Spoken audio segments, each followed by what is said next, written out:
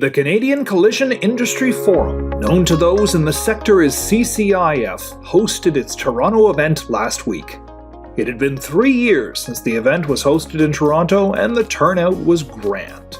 The event started with a networking reception on Thursday evening, where representatives from all corners of the industry were treated to hors d'oeuvres and plenty of time for networking chats. It was clear the industry missed the annual event. The show was sold out, as was the Delta Hotel where the conference was hosted.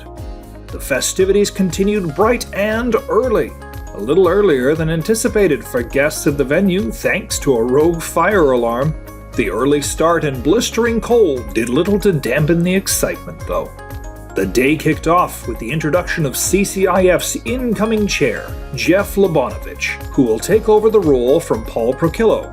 The industry thanked Procillo for his steadfast commitment to the CCIF in his time as chairman.